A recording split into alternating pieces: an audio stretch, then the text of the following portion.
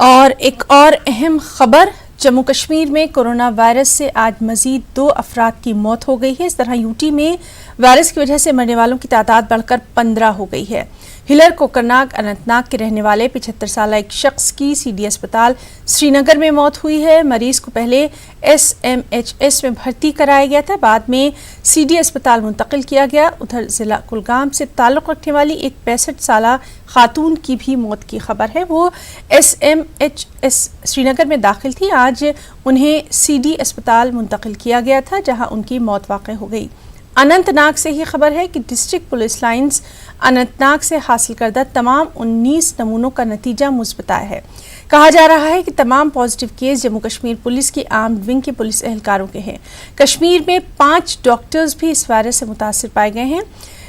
ENT SMHS سے 3 doctors, government dental college سے 1 اور اسکمس بمنا سے 1 ڈاکٹر کا کورونا ٹیسٹ پازیٹیو آیا ہے۔ اس بیچ کشمیر میں لاک ڈاؤن جاری ہے، تاہم آج صبح سری نگر کے چند مقامات پر نجی گاڑیوں کی لمبی قطاریں دیکھنے کو ملی۔ اس وجہ سے ڈیوٹی پر تعینات پولیس عملے کو کافی مشکلیں پیش آئیں۔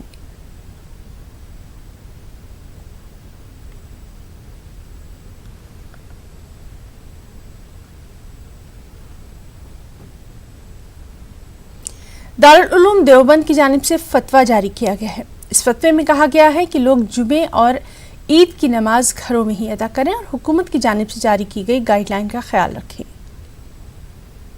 دیکھیے، دارالعلوم دیوبند نے فتویٰ جاری کیا ہے اور کہا ہے کہ جہاں جہاں پر لاک ڈاؤن ہے وہاں لوگ باغ مسلمان سڑکوں پر نہ نکلیں اور اجتماعات سے پرہیز کریں اور نماز عید بھی گھر پر ہی رہ کر پڑھیں۔ فتوے میں اس بات کی وضاحت کی گئی ہے کہ نماز عید کی بھی کم و بیش وہی شرائط ہیں جو نماز جمعہ کی ہیں۔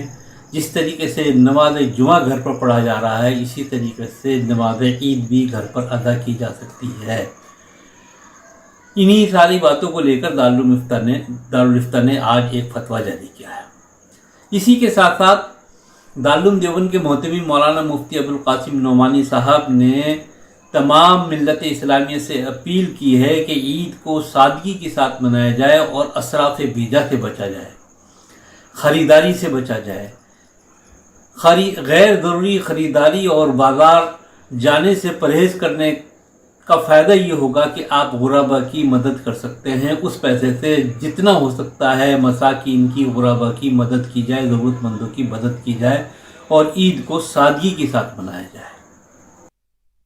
اڈیشہ اور مغربی بنگال میں طوفان امفان کا خطرہ برقرار ہے۔ لوگوں کو بیدار کرنے کے لیے پوری میں سینڈ آرٹسٹ سدرشن پٹنائک نے آرٹ کے ذریعے لوگوں سے نہ گھبرانے کی اپیل کی ہے۔ انہوں نے طوفان کے حوالے سے جاری حکومت کی گائیڈ لائنز پر عمل کرنے کی بھی اپیل کی ہے۔ آپ کو بتائیں کہ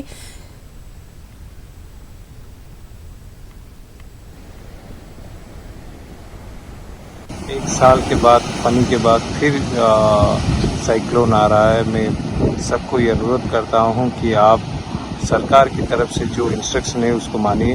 اس آرٹ کے تھرو میں سب کو پھر ایک بار بولتا ہوں، سرکھت رہیے۔ خبروں میں اتنا ہی۔ آداب۔